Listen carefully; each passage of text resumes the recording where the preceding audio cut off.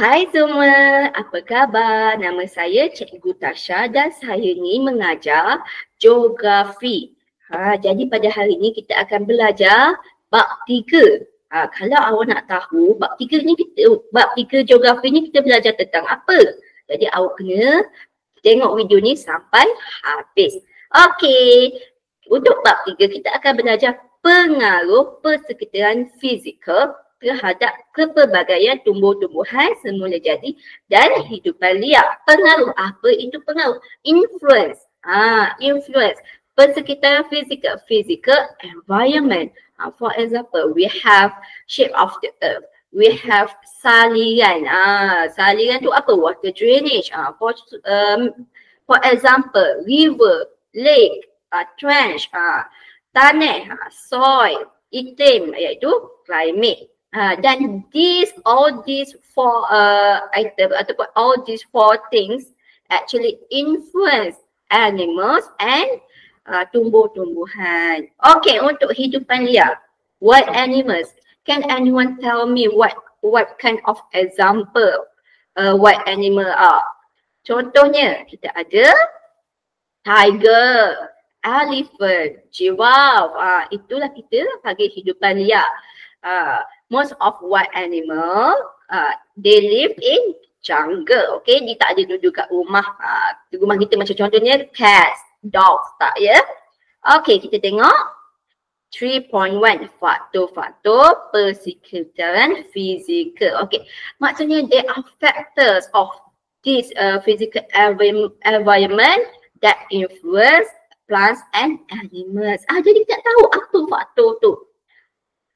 Okey, di bumi ini terdapat pelbagai jenis tumbuh-tumbuhan dan hidupan liar yang berbeza-beza mengikut kawasan. Okay, in this earth there are a lot of plants and animals, okay, according to the regions, according to the area.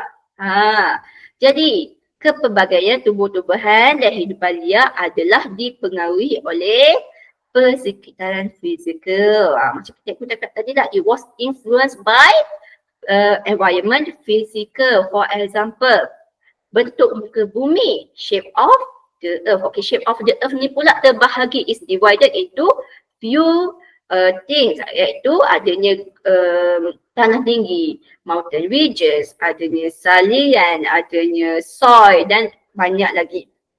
Okay, saliran pula adanya water, adalah bermaksud water drainage. Okay, water drainage ni maksudnya lake ke ataupun sea, beach ataupun trench, swamp. Okay, tanah pula soil. Okay, dan juga iklim adalah climate. Kalau kita tengok dekat sini, ini adalah contohnya kita punya physical environment from the highest region to the lowest one. Jadi kita tengok ni, kalau dekat highest ada gunung, okay, ada sungai. Sungai tu apa? River. Okay, river ni yang flows the water towards the beach. Okay, dataran rendah adalah the lowest region. Lowest region ni mostly adalah pantai, beach. Okay, jadi kita tengok kepada physical environment. Okay, adanya bentuk muka bumi. Okay, shape of the earth. Okay, bentuk muka bumi kita ni apa dia? Ada contohnya gunung, mountains, dataran tinggi, high ridges, okay, bukit, hills dan juga desert. Gurun desert ni biasanya dia ada kat mana? Tempat-tempat yang panas. Saliran pula, water drainage. Water drainage ni maksudnya adanya sistem saluran air yang mengalir. Meaning there are water flows. Contohnya apa? Dekat tasik, lake, parit, trench dan juga sungai, river. Okay, dekat untuk saliran ni pula, underwater drainage, it was divided into two, which is great ataupun good water drainage and bad water drainage. Macam mana tu kita terbahaginya tu? Macam mana kita tahu? How can we know it is actually a good water drainage or bad water drainage? So, nanti kita akan belajar. Sabar ya. Tanah ni pula. Tanah ni juga penting untuk tumbuh-tumbuhan. Okay, it's very important for the plant. Macam mana kita nak tahu? Jadinya certain soil ni suitable for certain plants. Maksudnya tanah tertentu ni dia sesuai untuk tanah untuk tumbuh-tumbuhan yang tertentu. For example, kalau kita nak tanam nanas, pineapple, kita nak guna tanah mana? Tanah alluvium. This is why geography is important. Sebab apa? Sebab kita ada ilmu, we have knowledge. Kita dapat gunakan the knowledge into our real life. Okey, jadi tanah ni terbagi kepada beberapa, iaitu tanah laterite, tanah alluvium, tanah pozo dan juga tanah latosol. Okey. Jadi kalau awak tengok kat sini, awak cakap tanah ni dia berbeza. Dia berbeza daripada segi warna dan juga kandungan mineral. Okey. Dan juga strukturnya. Okey. Segi warna. Kalau segi warna ni awak nampak tengok.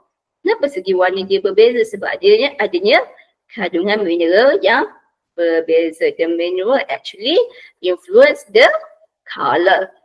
Okey, seterusnya kita tengok kepada yang terakhir, physical environment yang terakhir, iaitu iklim, climate. Okey, jadi iklim ni dia kombinasi beberapa unsur, a combination of few elements. For example, suhu, hujan, angin, awan dan juga kelembapan dan juga cahaya matahari. Okey, temperature is a combination of few elements seperti temperature, rays, wind, clouds. Okay, dan jika kita tengok ke gambar ni, there are a few of climates.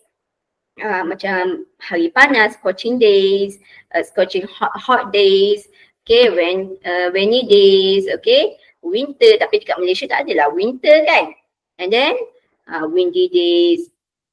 Okay, jadi kita nak teruskan dengan faktor-faktor. Kita nak belajar apa faktor-faktornya. What are the factors that influence the plants and animals. Kalau kita tengok, yang pertama, bentuk muka bumi. Okay, the shape of the earth.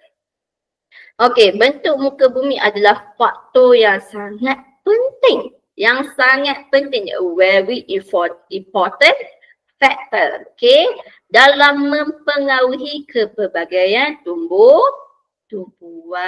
Okay, it's very important. It influence the animals and plants. Okay, kenapanya? Jadi bentuk muka bumi ni dapat dibahagikan kepada beberapa jenis. Kalau tengok dekat bawah ni, there are a few of shape of the earth. Apa dia? Kita ada kawasan tanah tinggi, mountain ridges. Kawasan kaki bukit iaitu foothills ataupun low hills. Kawasan tanah pamak, flatland dan juga kawasan pinggir laut, seafront. Okey, jadi kalau awak tengok kat sini kan, cikgu bagi example shape of the earth ni. Dia influence the animal. Okey, kita tengok. Cikgu bagi contoh ya. Kenapa? Cuba awak fikir. Try to imagine. Kenapa the cows at New Zealand actually has higher quality compared to in Malaysia, compared to cows in Malaysia. Kenapa dia lagi gebu-gebu, lagi chubby, has a lot of meat and produce milk compared to Malaysia. Sebab apa? Sebab artinya faktor-faktor bentuk muka bumi ini, shape of the earth. Okay, cuaca apa semua. Okay, seterusnya kita pergi kepada tanah tinggi. Okay, kawasan tanah tinggi di Malaysia mempunyai ketinggian melebihi 1,200 meter dari aras laut, ditumbuhi hutan gunung. Meaning our mountain regions actually higher than 1,200 meter from sea level. Okay. Jadi cuba cikgu nak bagi teka-teki. Dekat Malaysia ni gunung mana yang paling tinggi? Hindi adalah di Sabah. Awak cari nanti beritahu cikgu. Okay. second point dia.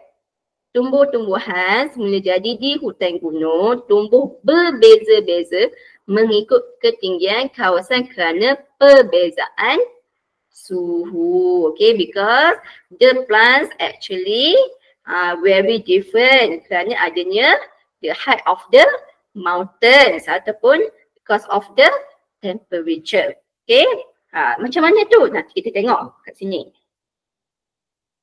Ini buktinya. This is the proof.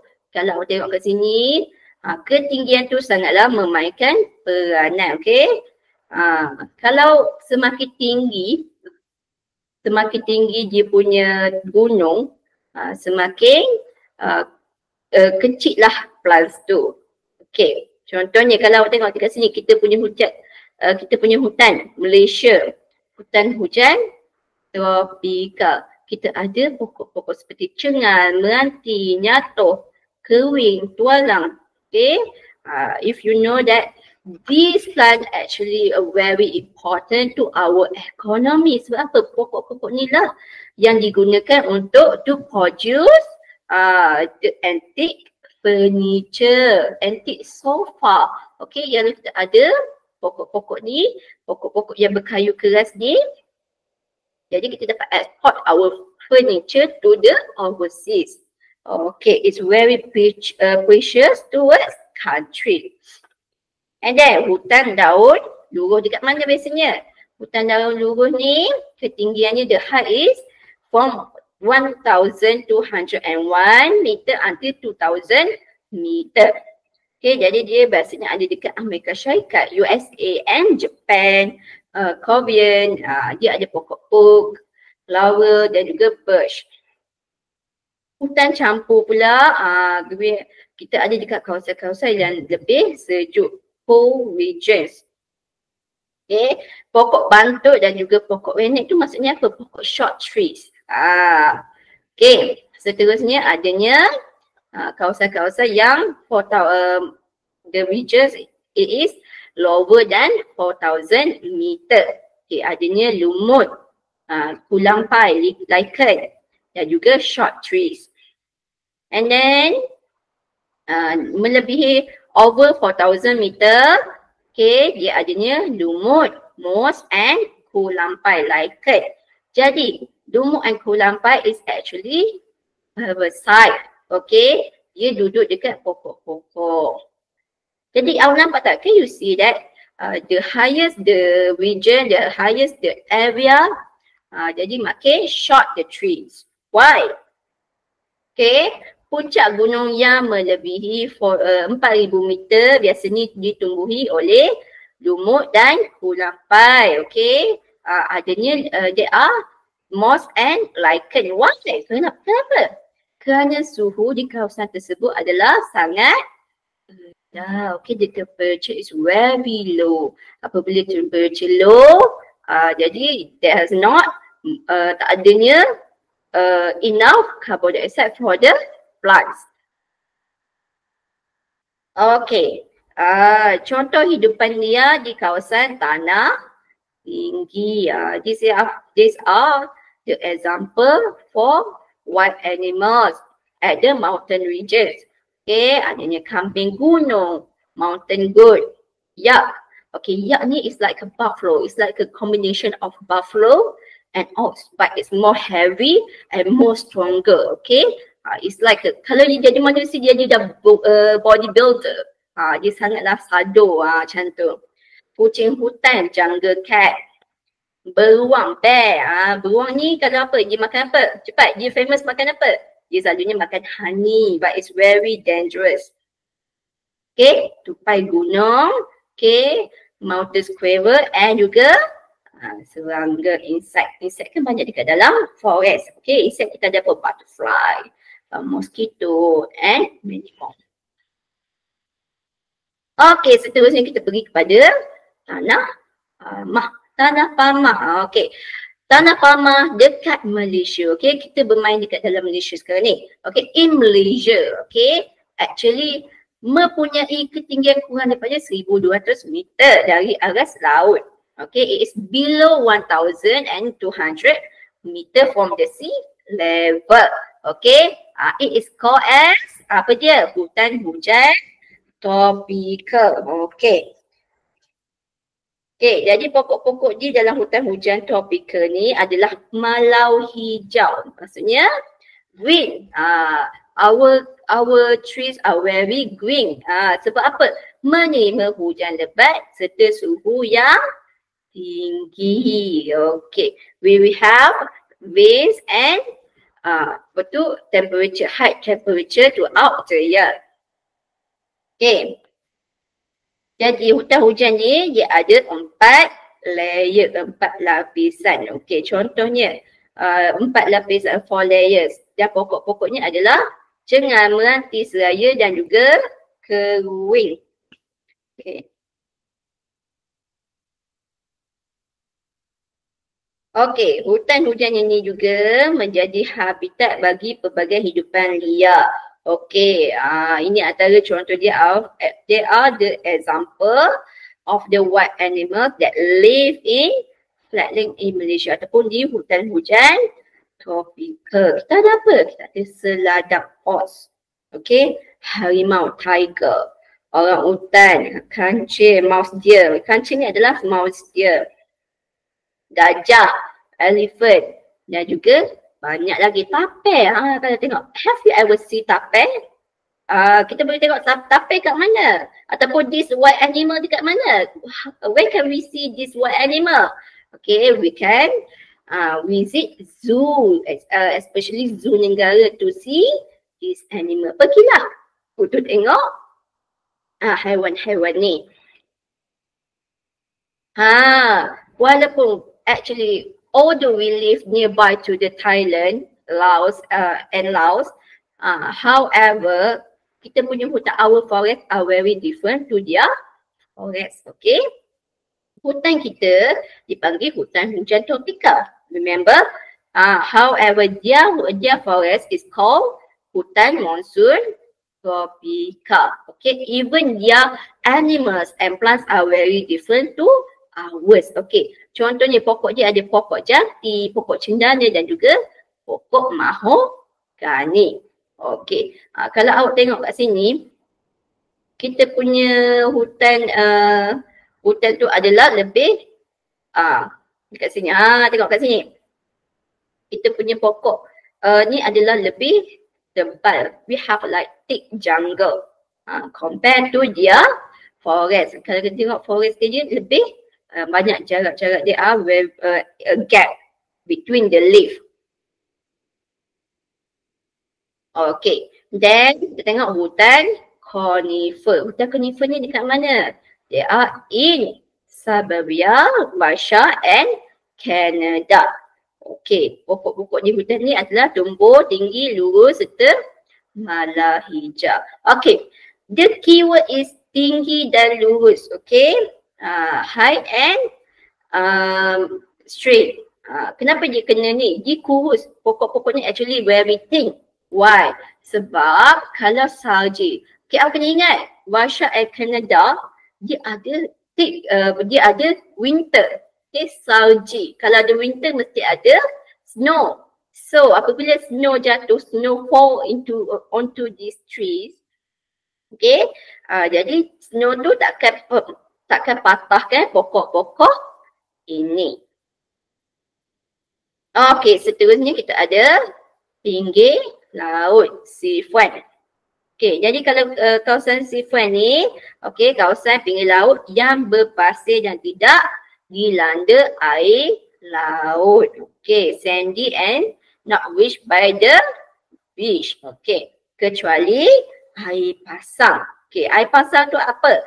High tide ataupun sea or river that reach its highest level, sangat tinggi. Okay, ditumbuhi oleh hutan pantai. It was hutan pantai. Okay, it was called as beach jungle. Jadi kita tengok Sifuan dia macam mana tumbuh-tumbuhan dia. Okay, tumbuh-tumbuhan dia adakah macam ni pokok uru, pokok kelapa. I'm sure that everyone actually has see pokok kelapa, coconut tree. Okay, tapak kuda biasanya dekat sand. dekat pantai-pantai. Okey, tumbuhan ini mampu menyesuaikan diri. Okey, it can suit themselves. Sebab apa?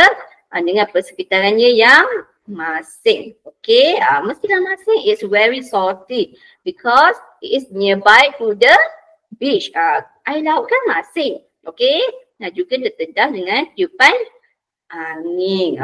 Strong windy, strong wind. Okey. Kebanyakan pokok di dalam ini mempunyai rimbunan daun yang tebal dan juga lebar. Thick and large leaf. Okey, sebab apa ada thick and large leaf ni? Okey, supaya mengelakkan daripada mudah tumbang. Avoid from falling, especially when there are windy days. Apabila angin tu kencang. Okey, tengok lagi kat sini. Tumbuhan dekat pantai ni ataupun tepi laut ni, pinggir laut ni, okay, is nearby the beach. Okay, mempunyai akar yang kuat, strong root. Jadi maksudnya, pokok kelapa ni, it looks very thick. However, their root are very strong. Why? Okay, supaya dapat merebak jauh ke dalam tanah to make sure it can spreading under the soil and grip the soil. Meaning dia bukan just panjang, it's not only strong, it's very long also, and also it can grip the soil from falling. Okay, jadi ini adalah haiwan-haiwan. Lontong. Lontong ni apa? Lontong it looks like a monkey, nampak macam monyet, but actually little bit different. It's more heavy. Dia lagi banyak bulu. Okay. Lagi macam, lagi comel pun ada. Okay. Kera, okay, biawak, water crocodile, snake and juga bird. Okay, sampai di situ sahaja kelas kita untuk hari ini. Nak belajar lagi lanjut tak? Kalau nak belajar lagi lanjut, jomlah join cikgu di Pusat Tuition Misi Jaya. Jumpa anda di sana. Bye-bye.